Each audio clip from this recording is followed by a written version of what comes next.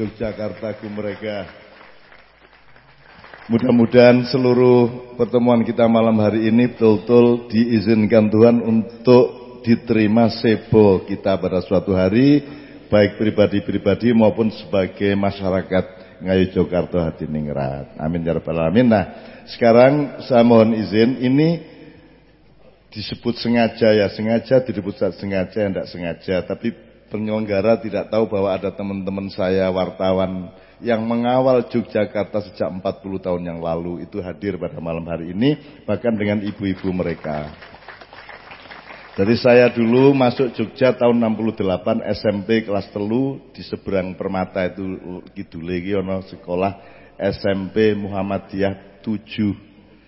Pagi SMP Muhammadiyah Putri 2 kuwi serius, nah sore ini tinggo tampungan-tampungan sing ra cetha.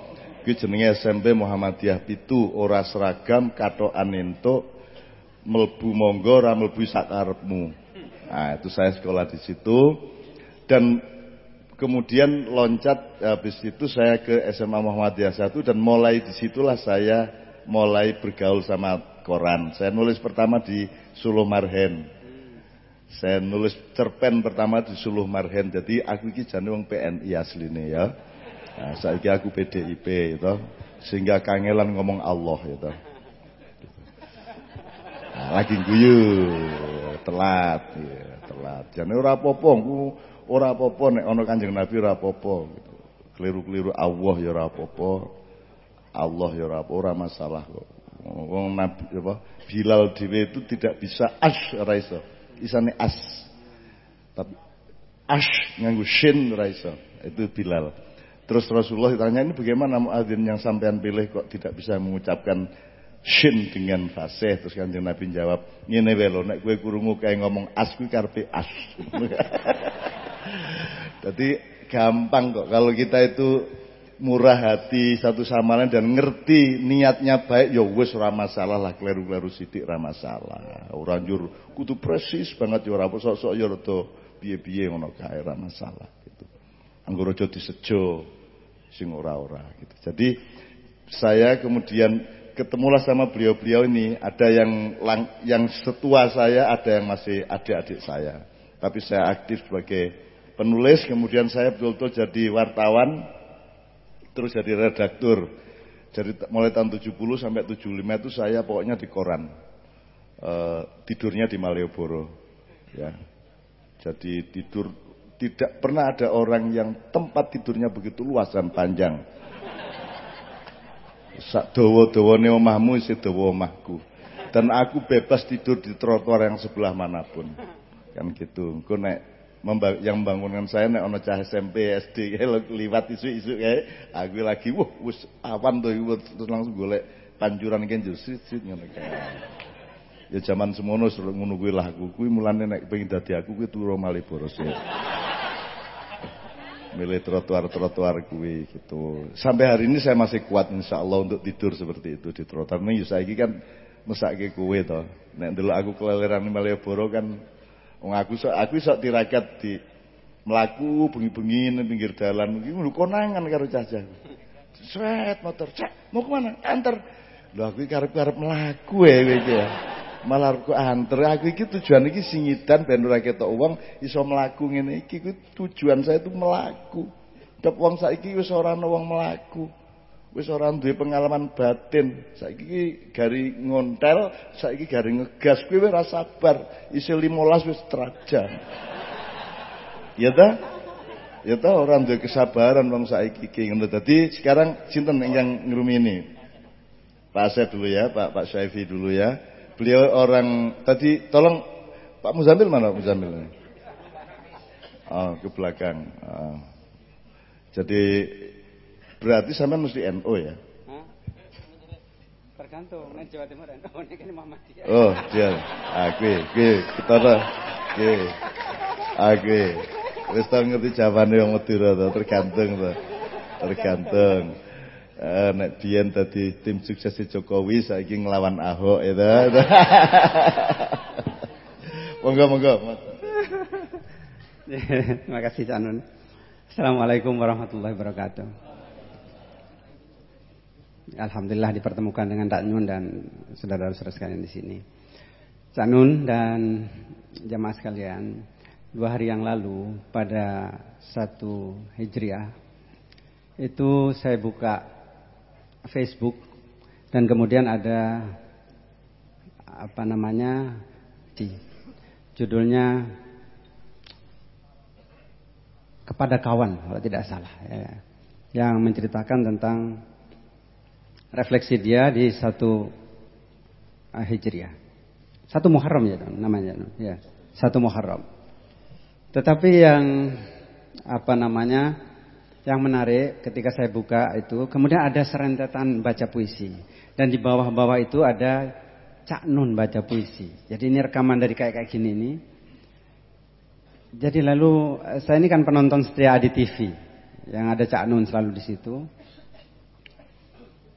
Dan dulu saya ke Jogja antara lain karena pengen ketemu dengan beliau ini. Saya dari Jember, Madura, tapi Pendalungan, lahir di Jember. Tapi saya ingin betul ke Jogja setelah membaca tulisan-tulisan antara lain Cak Nun itu. Bapak saya ingin ke Fakultas Ilmu Budaya, tetapi bapak saya marah. Ngapain kamu? Jadi kayak gitu. Lalu saya dipaksa untuk masuk di kedokteran. Alhamdulillah diterima di 2, di kedokteran gigi UNS, di kedokteran UNS dan di kedokteran gigi UGM.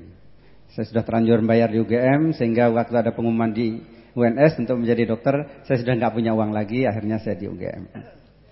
Tapi kembali ke tadi, saya ini ngoleksi kaset-kaset Cak Nun, dulu kaset masih, ya, sejak Cak Nun pertama kali, dan pernah berinteraksi sebentar, ya, karena beliau ini sangat sibuk, itu ketika di KR, dan setelah itu lama sekali tidak pernah, dan alhamdulillah ini bisa dipertemukan dengan Cak Nun di sini gara-gara enggak sengaja, ini Asadi ini yang ngajak.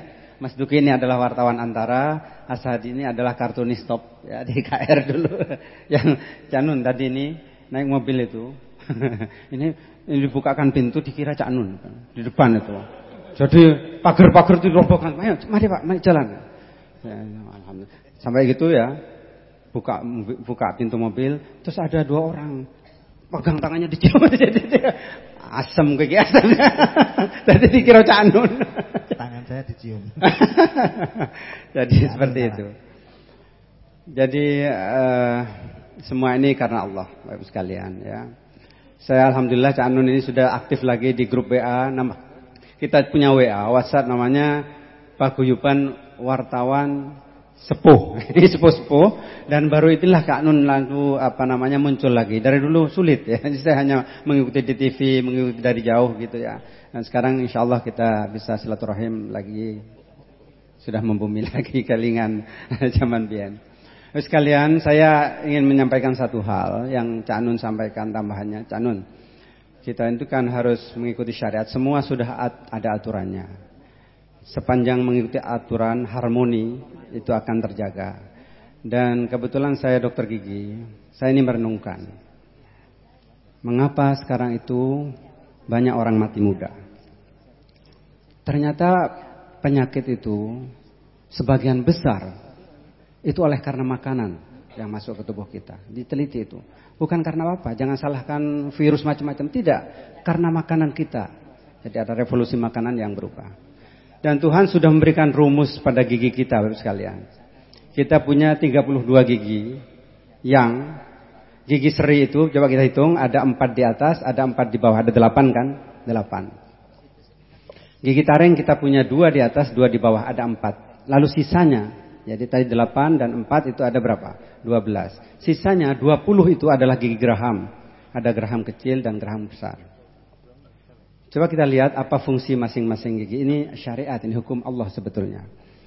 Kita tidak bisa mengunyah makanan dengan gigi ini, gigi depan, nggak bisa. Maka banyak orang sekarang kehilangan gigi belakang, datang ke kita, dok gigi saya kok tambah maju-maju. Iya, karena bukan tugasnya, lalu menjadi goyah. Karena tugasnya adalah geraham, mengunyah makanan. Dan kita perhatikan bahwa ada pesan Allah di situ. Bahwa bentuk gigi yang papak, yang geraham itu, yang tidak lancip, yang tidak tajam itu dimiliki oleh hewan-hewan pemakan tumbuhan, namanya herbivora. Kita perhatikan sapi, kita perhatikan kerbau, mungkin juga yang lain-lainnya, itu giginya hampir geraham semua. Bahkan gigi serinya itu kayak geraham, papak itu Pak Muzamil. Jadi dia kan nggak makan daging, sapi kan nggak makan daging, dia makan hijau-hijauan, dedaunan, macam-macam. Lalu kalau kita lihat harimau atau binatang-binatang buas, hampir seluruh giginya itu runcing-runcing. Dia adalah pemakan daging, namanya karnivora, tidak makan rumput. Jadi sunnatullah itu seperti itu syariatnya. Dan manusia bagaimana? Manusia diberi kombinasi semuanya lengkap. Jadi bisa makan geraham itu mengisyaratkan harus makan, mengikuti pola makan dari kerbau, sapi, kambing dan sebagainya, tetapi juga mengikuti pola makan dari serigala, harimau. Ya, ada taringnya juga. Tetapi perhatikan proporsinya. Proporsinya saya sebut tadi 20 adalah geraham, gigi yang papa, artinya mengikuti pola makan dari hewan sapi dan sebagainya. Banyak daun-daun, ya, sayur-sayuran, mungkin buah. Ya. Hanya sedikit kita ya disediakan, difasilitasi untuk mengikuti pola makan binatang buas, namanya serigala, daging-daging. Hanya 4. Ya. Lalu kita perhatikan pola makan kita sekarang. Dulu Bapak sekalian, waktu saya kecil, bapak saya itu guru SD dan kemudian menjadi kepala sekolah. Saya kira generasi kita, Asadi juga, itu makan daging itu setahun sekali, ya Pak Muzamil. Itu pun paha itu dibagi-bagi, disuir-suir. Sekarang sekali hadap itu paha, dada semua dimakan, ya bisa. Daging, steak, segala macam-macam. Itulah sumber malapetaka. Ada tulisan The Miracle of Enzyme, jadi keajaiban enzim. Ya, adalah penulis dari Jepang yang sekarang menjadi guru besar di Amerika. Itu betapa pola makan itu menimbulkan malapetaka di manusia. Ada riset di Amerika, mengapa banyak penyakit terjadi kemudian dikumpulkan rumah sakit. Ternyata akhirnya memang pola makan yang berubah. Di sana orang sudah mulai makan seimbang. Pola-pola makan yang buruk kita tiru di sini. Kalau makan steak sendiri, daging, wah semacam-macam ya. Sayur nggak mau. Anak saya itu nggak mau sayur, Pak. Nggak mau, daging aja. Jadi lalu kita menjadi gampang mati muda, kena jantung, kena kolesterol, kena semuanya. Orang-orang sana sudah meninggalkan, orang Jepang apalagi. Ya.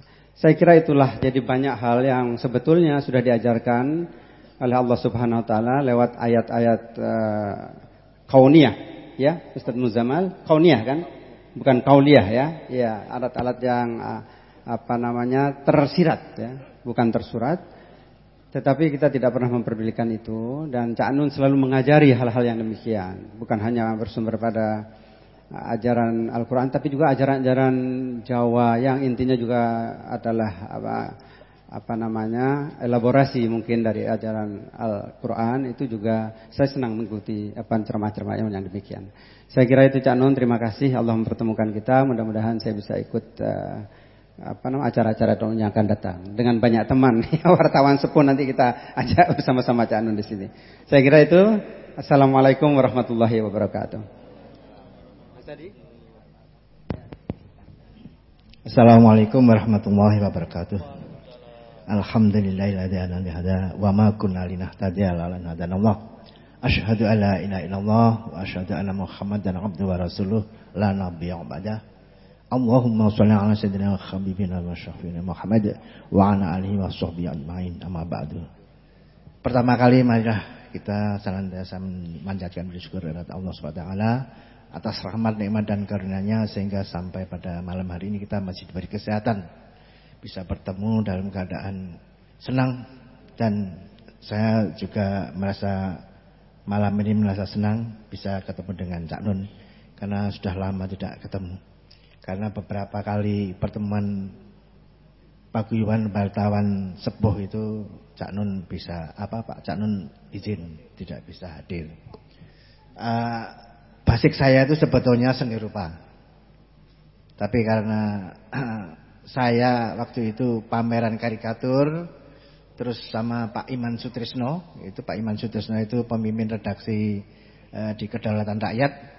Saya ditawarin untuk menjadi karikatur di Kedaulatan Rakyat. Saya jadi karikatur di KR itu sejak 80 sampai 91. Itu karikaturnya saya. Kalau yang ngece-ngece pejabat-pejabat terus meretot-meretot kera ini itu ya saya. Saya itu pernah ditelepon sama Pak Giarto. Mungkin banyak yang ingat ya Pak Giarto, siapa itu? Wali kota yang Kopassus itu. Itu serem orangnya, kurus tapi serem, orang Klaten serem orangnya itu. Saya ditelepon, tadinya pertama Pak Tris ya, pemimpin redaksi ditelepon. Teleponnya dikasihkan kepada saya. Nyoh As, iki kowe ditelepon karo Pak Wali. Kenapa? Karikaturmu. Waduh. Kenapa ini? Loh, karikatur itu kan harus kritis. Jadi kalau karikatur tidak mengkritik namanya ilustrasi. Ya, sama dengan foto gitu aja lah. Nah ini saya bikin pateng pletot raine Pak Giarto, pateng pletot lewat Malioboro. Itu apa namanya? Dulu itu jalan Malioboro itu baru diperbarui karena Pak Harto mau datang. Ceritanya begitu. Nah saya gambar Pak Giarto itu dia jalan di Malioboro itu dengan apa namanya? Ya bongkalan-bongkalan itu. Sehingga dia marah sama saya. Saya ini wali kota. Kok digambar seperti ini? Nah, saya kan saya jawab, ya Pak, saya maaf Pak, ini memang tugas saya seperti itu. Itu tugas saya seperti itu ya, tugasnya Bapak wali kota, tugas saya ngorek-orek pejabat-pejabat itu. Jadi dipletot gitu. Karikatur itu kan merusak wajah seseorang, merusak wajah terutama pejabat yang apa namanya, pejabat itu kadang-kadang seorang padha jerone. Ya, dia bilang A tapi ternyata B. Misalnya Malioboro ini akan saya bikin begini. Malioboro ini 3 bulan lagi selesai, tapi ternyata terbengkalai. Waktu itu loh ya. Nah, sehingga saya ditelepon itu saya juga bisa marah ternyata saya. Karena saya punya punya tanggung jawab dengan karya saya. Saya jawab betul itu. Dan ternyata dia juga memaklumi lah. Oh ya memang begitu. Itulah kejadian dan itu yang saya alami. Nah, terus saya karena pergaulan saya dengan wartawan, saya tertarik dengan itu jurnalis itu yang namanya. Ya, pokoknya ngejar berita kemana-mana. Dan saya senangnya wartawan yang kriminal, maling, rampok gitu. Nah, itu kalau dulu waktu itu Slamet Gundul itu yang tembak-tembakan di Pandan Simping itu berita saya. Itu sampai ketawa ngejar Slamet Gundul itu. Itu persembunyiannya Slamet Gundul. Terus tembak-tembakan di Pandan Simping di pom bensin itu saya beritanya. Dan memang jadi wartawan itu ada kepuasan tersendiri. Kalau berita dibaca orang, wah senangnya bukan main. Iya, betul itu. Makanya saya pernah ditanya sama ini. Dan wartawan itu nggak ada yang kaya. Terus terang aja nggak ada yang kaya. Saya pernah ditanya Pak Wonohito itu pendiri KL. Kedaulatan yang pertama itu sudah almarhum sekarang. Saya waktu pertama masuk itu ditanya, "As, kowe wani dadi kere apa?" Loh, kok dadi kere itu piye? Apa, Pak? Ya, wartawan iku ora sugih. Yen kowe arep sugih dagango. Wah, ya saya terus enggak Pak, ini saya memang harus menekuni apa yang saya senangi sehingga insya Allah seperti cita-cita saya ya tidak akan kaya saja karena harta itu kan hanya sarananya. Kita itu insya Allah kalau kita memberikan berita yang baik itu termasuk jariah. Orang akan melakukannya, akan meniru kita itu kita akan mendapatkan pahala insya Allah. Itu pengalaman saya ngejar Slamet Gundul itu saya juga miris. Dan wartawan ternyata memang juga seperti seperti tentara juga perang karena rombongannya Slamet Gundul itu semua bersenjata semua. Slamet Gundul ketembak tapi masih bisa lari. Terus yang Walidi Jarot itu tertembak tapi meninggal di Pandan Simping di pom bensin itu. Yang 7 kan 8 orang, yang 7 itu lari semua. Nah, saya melacak rumahnya Slamet Gundul di Solo, di Sangkrah itu. Wah, itu juga ngeri juga itu. Karena apa? Karena teman-temannya itu kan masih ada semua. Nah, saya khawatir kalau saya itu memberitakan dikira ngabul-abul rahasia mereka. Bisa itu langsung ditembak di situ. Nah, ini memang harus punya risiko besar itu jadi wartawan. Itu antara lain, apalagi wartawan perang itu juga termasuk risikonya gede. Itu pengalaman-pengalaman saya mungkin dan mungkin adik-adik yang di sini yang mungkin ingin jadi wartawan sudahlah lakukan. Baik sekali wartawan itu. Sampai sekarang saya itu kan sekarang sudah tidak aktif ya. Kadang-kadang sok mimpi saya itu. Mimpi jadi wartawan. Wong dulu itu kalau mau tidur itu ini sebelah bantal saya itu tustel. Jadi kalau ada nguing itu tuh langsung kebakaran Malioboro Beringharjo belakang itu kebakaran, lari ke sana saya. Nah, itu sehingga kita itu harus bisa peka sehingga naluri jurnalisnya itu peka. Mudah-mudahan bagi anak-anak adik-adik yang mau menekuni jurnalis silahkan, itu bagus sekali dan mudah-mudahan nanti bisa menularkan yang lainnya. Sekian dari saya, mudah-mudahan bermanfaat. Waalaikumsalam warahmatullahi wabarakatuh. Tidak. Gini, kita masih punya Pak Mas Duki, kita masih punya Pak Muhammad Khirzin, juga yang dari penyelenggara di sini dari Darwis. Kita masih punya Kiai Haji Ahmad Muzamil. Kita masih punya cukup waktu yang agak lapang. Nah, saya ingin satu nomor dulu dari Kiai Kanjeng. Setelah itu Mas Duki. Nanti puncaknya Pak Yai Muhammad sama Pak Yai Muzamil. Yang satu Muhammadiyah, satu NU ya. Meskipun nanti tidak ada asrama NU di surga, tidak ada asrama surga. Pokoknya hatinya apik mlebu ngono tok. Saya ingin nyambung dikit tadi yang Pak Syaifi kemukakan tadi kan nyambung dengan apa yang disebut loh, Anda jadi orang Jawa itu syariat Tuhan. Rumput jadi rumput itu syariat Tuhan. Beliau tadi menjelaskan melalui gigi itu jangan dipikir itu tentang gigi, ini bukan fakultatif, cara berpikir kita bukan fakultas, cara berpikir kita itu universitas.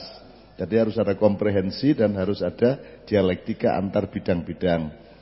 Jadi kalau misalnya pakai teorinya Pak Syaifi tadi, jumlah taring dibanding geraham itu harus sebanding dengan jumlah berapa sayur yang kita makan dan berapa daging yang kita makan. Itulah yang sehat. Karena Tuhan tidak perlu membuat ayatnya. Ayatnya Tuhan adalah ya jumlah gigi itu sendiri. Gerahamnya berapa, taringnya berapa, gigi depannya berapa, kan gitu. Itu menurut saya itu ayat. Itu namanya disebut ayat kauniyah. Nanti Pak Muzammilnya akan menjelaskan. Sama dengan misalnya nafsu orang itu ada di syahwatnya. Ojo njur awak syahwat kabeh dan digambarkan apik ta kuwi ya? Karena gini, kalau orang berdagang itu tidak masalah karena orang punya syahwat. Dan kita perlu reproduksi, kita perlu anak, kita perlu generasi. Maka syahwat kita perlukan, seks kita perlukan untuk regenerasi dan seterusnya. Neng ojo itu namanya berniaga, berdagang.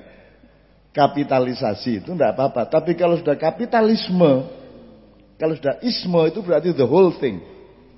Jadi kowe duwe syahwat rono aja njur sekondasmu nganti pengsor kuwi syahwat kabeh. Tundasmu kuwi njur sing disunat kenemu kan gitu kan. Terong kabeh ya toh. Nah, yang terjadi di dunia sekarang ini adalah kapitalisme, seluruh badannya manusia adalah kapitalisme. Akhirnya negara kita bukan negara lagi karena kita sudah membuka diri lebar-lebar untuk pasar bebas. Jadi negara ini perusahaan ya bukan, pelindung rakyat ya bukan, aslinya seperti itu. Maka situs ini juga bukan, meskipun dipariwisatakan tapi bukan tujuannya dagang, tujuannya tetap kebudayaan. Ya Pak ya gitu ya. Gitu, Pak. Itu tujuan tadi titik beratnya tetap harus titik beratnya itu harus tepat, tidak boleh jadi kaya itu akibat bukan tujuan. Gitu loh. Miskin ya akibat bukan tujuan, gitu loh. Ya ora ono sing tujuan miskin ya ora ono ya. Gitu loh. Jadi kecuali yang senang disuka miskin. Di penjara di Bandung itu ada Anas di sana, ada Andi Malarang yang di sana, ada Al-Amin Nasution di sana, ada macam-macam teman-teman yang saya lama tidak mengunjungi di sana. Dan enak sekali di penjara di sana itu. Saya kira boleh jadi cita-cita itu. Enak tenan ning kono, enak kaya pesantren, hening gitu Pak ya, hening, tertib, resik. Tapi ada satu rahasia yang tidak bisa saya kemukakan di sini. Ora penak engko tak kandhani dhewe wae ning kono ya. Ada satu rahasia yang membuat semua senang di penjara di situ. Nah, ada satu kamar lebar yang semua jadi pengen ke situ gitu ya. Nah, gitu. Oke. Sekarang gini, jadi sebelum beliau bertiga, saya ingin teman-teman continue dan adopsi tadi dijadikan satu. Jadi Mas Doni akan membawakan, jadi Kiai Kanjeng ini musiknya mangku bumi, sak bumi dipangku karo Kiai Kanjeng. Arep Madura, ayo kene tak pangku, arep barat kene tak pangku, arep kene tak pangku. Tapi semua untuk mamayu hayuning bawono kan begitu. Nah itu Kiai Kanjeng menerapkan itu sejak awal lahirnya. Nah ini ada satu nomor dari barat judulnya Nothing Compares to You. Nek cara Jawane kuwi tan kinaya ngopo gitu kan. Ora iso dibandingke karo apa-apa, tan kinaya ngopo. Kalau bahasa Arabnya laisa kamitslihi syai'un. Bahasa Inggrisnya nothing compares to, ora pokoknya engkau itu tidak ada bandingannya. Engkau itu yang paling cantik, engkau yang paling, pokoknya engkau, cintaku kepadamu tidak ada bandingannya. Nothing compares to you. Tapi karena di kiri kanan saya ada orang Madura, kita mulai dulu dari sholawat Madura. Ini dari Sumeneb, dari daerah beliau. Itu sholawat seorang ibu Pak, anaknya meninggal ketika lahir, kemudian dia bingung, dia mau marah sama Tuhan tidak bisa, tapi dia mau ikhlas belum bisa, maka kemudian dia jalan di pinggir jalan, di jalan raya di Sumeneb itu sambil rengeng-rengeng. Nah rengeng-rengengnya dia itu sholawat badar, lagunya kita aranseer di sini, yaitu selawat Sumenep jadi halus banget ya. Kalau Bangkalan duduk selawat itu ujaran kepang nek Bangkalan itu. Wah itu. Kalau Sumenep halus gitu. Nah, nanti kita gabungkan dengan Jawa karena kita ini sedang nguri-uri ngayu Jakarta hati ningrat. Ya bismillahirrahmanirrahim. Mas Imam, Mas Doni monggo maju ke depan aja, langsung ke depan aja ya. Oke.